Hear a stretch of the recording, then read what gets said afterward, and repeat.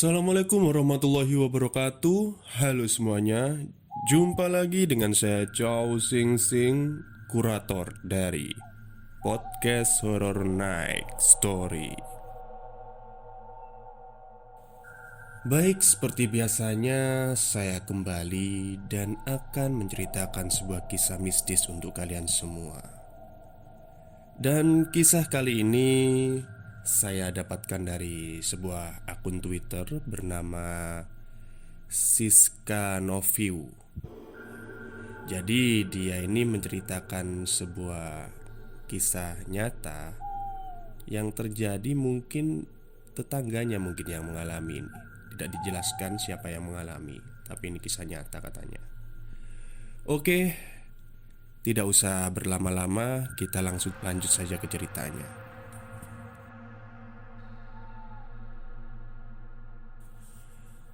Pak Rofik dan keluarganya baru saja pindah dari kota ke sebuah desa yang berada di selatan kota Jember. Kebetulan beliau adalah seorang dokter yang ditugas dan ditempatkan di sana. Pak Rofik diberi fasilitas rumah dan kendaraan sepeda motor untuk mempermudah kehidupannya di sana. Selama bertugas setahun di sana, beliau memang menjadi dokter pengganti sementara. Ya, karena perannya sebagai pengganti dokter Bayu selama setahun di sana, akhirnya pihak desa memberikan rumah yang sudah tidak pernah ditinggali oleh pemiliknya. Entah si pemilik kemana, namun rumah itu sudah diamanahi untuk ditempati oleh tamu desa jika berkunjung ke sana. Nak Rofik, ini kunci rumah jenengan. Nanti ada sepeda motor, biar diantar Tarpin ke sana, ucap Pak Lurah. Pak Rofik yang saat itu senang dengan sambutan warga di sana menjadikan dirinya semakin semangat untuk mengemban tugas menjadi dokter puskesmas. Ya, walaupun hanya setahun. Tiba di ujung jalan, Pak Rofik beserta istrinya melihat sebuah rumah yang jarak antara rumah warga dan lainnya cukup jauh. Kurang lebih berjarak 50 meter. Rumah itu terlihat sendiri. Hanya Mbah Jainul yang menjadi tetangga dekat mereka. Saat memasuki pagar rumah, hawa aneh terasa. Yah, kok perasaanku nggak enak ya? Rumahnya sih bagus, tapi saat aku buka pagar, kayak gimana gitu, ucap Fitri, istri Pak Rofik. Pak Rofik saat itu hanya tersenyum melihat istrinya yang berkata seperti itu. Ah, cuma perasaanmu saja. Ayo masuk, ucap Pak Rofik. Saat mulai memasuki rumah itu, Fitri merasakan hal aneh. Dia seperti merasakan ada seseorang yang sedang memperhatikannya. Dia pandangi sekeliling tempat itu. Dan benar saja, di balik pohon ada seseorang yang sedang mengintip. Dan tak lain, itu adalah Mbah Jainul. Ya, itu siapa? Ujar Fitri. Pak Rofik yang saat itu spontan langsung mengarahkan wajahnya ke arah yang ditunjuk Fitri. Kemudian Pak Rofik tersenyum. Oh, itu tetangga kita. Namanya Mbah Jainul. Udah, jangan khawatir, orangnya baik kok. Sebelumnya aku sudah ketemu. Fitri yang saat itu sudah merasakan hal aneh dan sedikit cemas hanya bisa mengikuti perkataan suaminya. Fitri juga merasakan ketika melihat rumah itu, dia seperti melihat penduso. Penduso itu loh yang biasanya dibuat ngangkat mayat di makam. Ya, itulah. Jadi Bu Fitri ini melihat rumah itu seperti angker gitu ya. Oke, besok kita mulai menata ruang dan membersihkan rumah ini ya. Karena kemarin kamar di atas sudah aku rapikan dan dibersihkan. Kita bisa tidur di sana, kata Pak Rofik. Fitri saat itu hanya bisa mengangguk-ngangguk dan tersenyum, dan sedikit sekali mengeluarkan kata-kata. Keesokan harinya Pak Rofik berangkat ke puskesmas. Hanya Fitri sendiri di sana. Dia memulai aktivitas untuk membersihkan ruang bawah dan halaman. Namun, ketika dia membersihkan halamannya, tiba-tiba Mbah Jainul menghampirinya. "Duk, sedang bersih-bersih ya? Mampir ke rumah. Kebetulan saya tinggal dengan cucu saya. Dia sudah mau lulus SMK sebentar lagi," ucap Mbah Jainul. Fitri yang saat itu ragu-ragu akhirnya memberanikan diri untuk menghampirinya. "Nggih, Mbah. Kenalkan, saya Fitri, istrinya Pak Rofik," ucapnya dengan senyum. Fitri memang bukan orang yang gampang dekat dengan orang lain. Sifatnya yang pendiam dan susah ditebak menjadikan dirinya agak dijauhi oleh orang-orang yang mengenalnya. Usai perbincangan itu, Fitri mendengar ada suara benda berjatuhan di dapurnya. Mbah Jainul yang saat itu terkejut hanya terdiam dan memperhatikan lurus ke arah jendela dapur. Fitri yang saat itu juga mendengar langsung berlari dan melihat apa yang sedang terjadi. Saat tiba di dapur, dia melihat peralatan di dapurnya sudah bergeletakan di tanah, dan ada juga yang pecah. Memang sedikit aneh. Apa yang terjadi sesungguhnya? Pikiran Fitri mulai liar saat itu. Mbah Jainul mengikuti Fitri masuk ke dalam rumahnya dan mendapati dapur si Fitri ini sudah porak-poranda. "Duh Gusti, jauhkan dari bala, dekatkan dengan keselamatan," ucap Mbah Jainul. Kemudian dia meninggalkan Fitri sendirian dengan keadaan bingung. Waktu berlalu. Fitri mulai melupakan apa yang sedang terjadi saat itu. Dia memilih tidak menceritakannya kepada Pak Rofik suaminya, karena melihat kondisi suaminya yang sangat letih saat itu, tidak memungkinkan untuk menceritakan kejadian di luar logika. Pak Rofik bukanlah tipe orang yang percaya pada hal gaib. Namun, setelah kejadian itu, hal serupa juga sering terjadi ketika waktu akan memasuki ba'da maghrib dan hampir subuh. Perang! Suara benda jatuh dari dapur. Fitri yang saat itu terkejut langsung bangun dari tempat tidurnya. Pak Rofik yang saat itu tertidur pulas, ia tinggalkan. Fitri dengan pelan-pelan turun ke bawah. Dia perhatikan tiap sudut rumah itu. Aneh, mengapa seperti bukan rumahnya saat itu? Seperti asing baginya saat turun ke bawah. Dia mencoba menghidupkan lampu. Namun, lampu dengan sendirinya tidak ada satupun yang bisa menyala. Untung saja ada senter yang memang digantung pada tembok tangga. Ya, untuk jaga-jaga saat mati lampu atau kondisi darurat lainnya. Ia mengambil senter itu dan mulai menyorot tiap sudut ruangan. Saat dia menginjak lantai ruang bawah, dia merasakan hal aneh karena kakinya sedikit basah. Dia tetap menyoroti setiap sudut ruangan dan bergegas ke arah dapur. Ia khawatir rumahnya dimasuki maling. Saat tiba di dapur, dia mencoba menyalakan lampu lagi, tapi tetap saja tidak bisa menyala.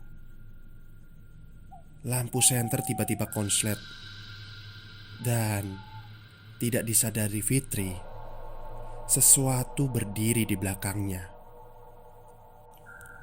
Akhirnya lampu senter menyala. Namun ada sesuatu yang membuat mata Fitri terbelalak. Ketika senter menyorot ke sudut kanan dapur, dia melihat ada sesosok pocongan, hanya separuh badan, dan bagian badan bawahnya tenggelam di lantai. Dan kemudian dia melihat dapur saat itu berubah menjadi lemah atau tanah. Tangan Fitri sudah gemetaran dan keringat dingin sudah keluar dari tubuhnya. Dia kemudian mencoba mengarahkan senter itu ke arah yang lain. Namun kemudian terdengar suara dari belakang Fitri yang mengatakan, "Pergi." Saat Fitri menoleh, didapatinya pocong dengan wajah hancur sedang tertawa kepadanya. Fitri langsung menjerit. Pak Rofik yang tertidur pulas kemudian terbangun dan berlari ke bawah. Dia mendapati istrinya sudah menjerit ketakutan di bawah meja makan. Pak Rofik segera memeluknya. "Istighfar sayang, istighfar. Sudah," ucap Pak Rofik. Kejadian itu kemudian berlalu. Pak Rofik masih kekeh dengan pendiriannya. Istrinya hanya sedang banyak pikiran, sehingga membuat dia halusinasi. Fitri tetap dengan keyakinannya bahwa rumah itu menyimpan sesuatu. Hingga suatu hari, ketika tepat 3 bulan mereka tinggal di sana, hal aneh terjadi lagi. Malam itu tepat hari Kamis, malam Jumat Legi. Pak Rofik dan Fitri berpapasan dengan Mbah Jainul. Mbah Jainul yang melihat Fitri seketika berkata, "Nanti jangan turun ke bawah sampai pagi hari ya.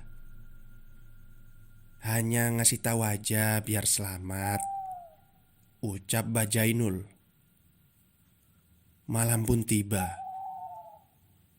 Pak Rofik merasakan pundaknya sangat berat sekali. Hal itu dia rasakan mungkin penyebabnya hanya pikiran.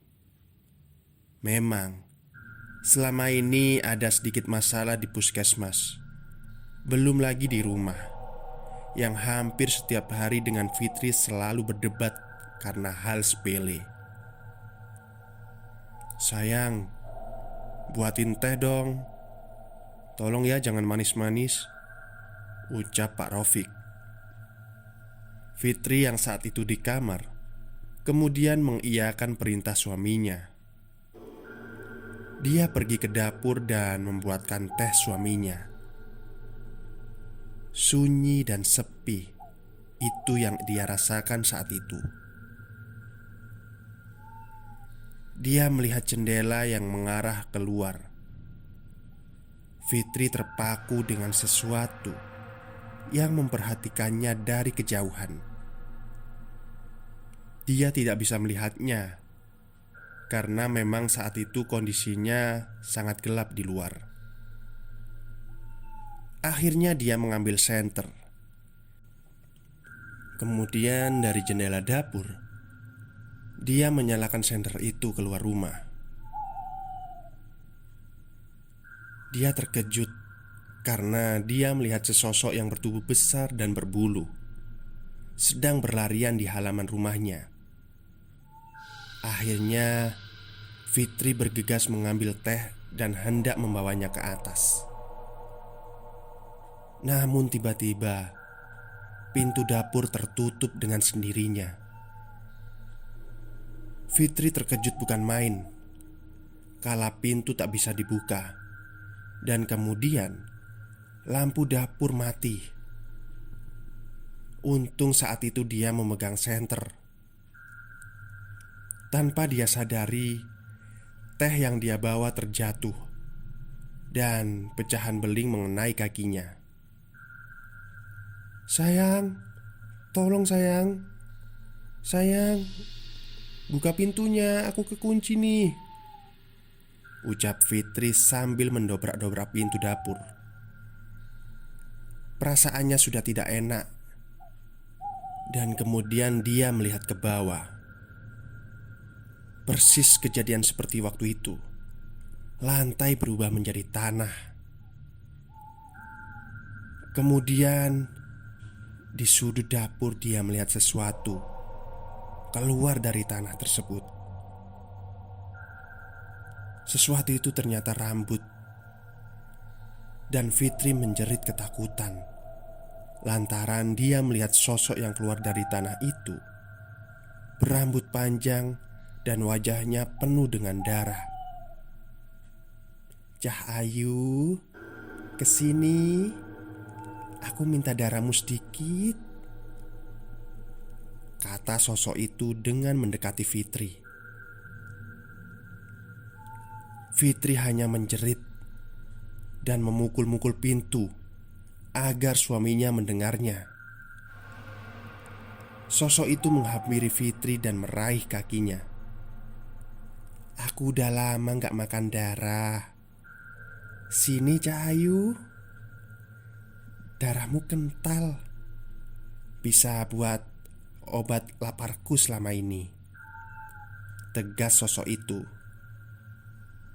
Kemudian pintu terbuka dan Pak Rofik melihat Fitri akan ditarik sosok itu ke dalam tanah. Sontak Pak Rofik langsung menarik si Fitri dan mengumandangkan azan. Hal itu dia lakukan agar sosok itu hilang. Dan benar saja, sosok itu kepanasan dan berubah bentuk menjadi siluman ular yang berlidah panjang. Kemudian sosok itu masuk lagi ke dalam tanah. Suasana kemudian kembali normal. Pak Rofik memeluk istrinya dan mengatakan, "Maafkan aku sayang, selama ini aku gak percaya sama kamu," ucap Pak Rofik. Keesokan harinya mereka bertemu dengan Mbah Jainul dan menanyakan sesuatu mengenai rumah yang ditinggalinya. Dan Mbah Jainul bercerita, dulu rumah itu ditempati sama keluarga yang garis hidupnya bejo atau beruntung. Pak Samiun namanya. Dia memiliki istri yang namanya Bu Khotimah dan 4 anak yang pintar.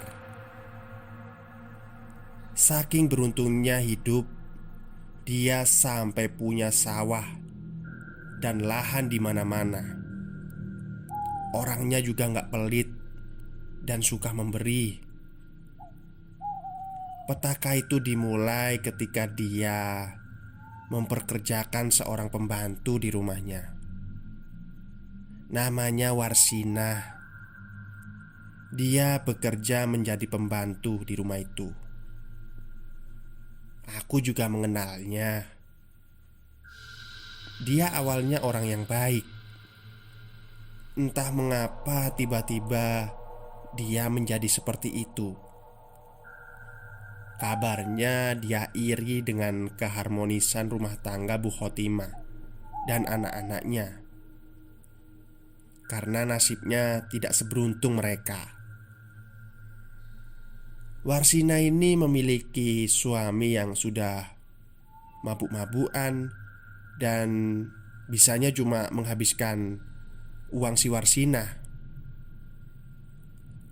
Anaknya yang semata wayang juga nurun bapaknya, jadi anak yang nakal. Tidak heran jika Warsina sering diperlakukan kasar oleh anak dan suaminya. Nah, suatu hari Pak Samiun itu niatnya cuma bercanda sama si Warsina. Tidak ada niat serius untuk melukai hati si Warsina saat itu. Guyon lah istilahnya. Pak Samiun waktu itu bilang, "Oh alah Nana, seandainya kamu ini cantik, gak buruk rupa seperti itu, pasti kamu tak nikahi." Ucapan itu yang membuat Warsina sakit hati kepada Pak Samiun dan semua keluarganya. Ya biasalah, omongan menjadi balak bagi Pak Samiun. Si Warsina ini datang ke dukun terkenal di seberang desa. Dia meminta untuk membalaskan dendamnya kepada Pak Samiun dan keluarga. Akhirnya dia diberi sebuah buntelan yang isinya lemah atau tanah kuburan. Jadi tanah itu dikubur di dapur sama si Warsina tanpa sepengetahuan Pak Samiun dan keluarganya. Lemah itu membawa sial bagi Pak Samiun dan keluarganya. Usaha Pak Samiun tiba-tiba bangkrut dan tanahnya yang di mana-mana sudah dijual. Dan tak jarang juga saya melihat Pak Samiun sering bertengkar dengan istrinya. Si Warsina setelah melakukan hal itu kemudian berhenti dan memutuskan kerja jadi TKW. Pak Samiun dan keluarganya akhirnya pindah ke kota dan memulai bisnis baru di sana. Dan sekarang alhamdulillah mereka bisa mengembalikan apa yang dulu hilang. Ya istilahnya hidupnya kembali normal. Kemudian rumah itu dipasrahkan ke kelurahan sama Pak Samiun untuk dibuat singgah bagi para tamu yang berkunjung ke sini. Tapi tak jarang juga mereka melihat hal-hal yang aneh di sana. Bahkan dulu ada yang sampai pergelangan tangannya mau putus. Untungnya cepat ketahuan dan langsung dibawa ke rumah sakit. Jadi begitulah ceritanya. Makanya dulu Nak Rofik aku suruh tidur di atas saja, jangan di bawah. Karena saya khawatir lemah kuburannya dikubur di bawah. Buat jaga-jaga saja, biar kejadian buruk tidak terjadi. Sejak kejadian itu, Pak Rofik dan si Fitri memutuskan pindah di dekat puskesmas. Mereka tidak bisa tinggal di rumah tersebut karena takut terjadi apa-apa. Sekian cerita malam ini. Terima kasih. Baik, terima kasih kepada Mbak Siska Noviu yang sudah menulis ceritanya di Twitter ya. Dan kemudian terima kasih juga kepada para pendengar malam ini yang sudah mendengarkan cerita saya. Mohon maaf jika ada kata-kata yang salah dalam saya bercerita. Selamat malam dan selamat beristirahat.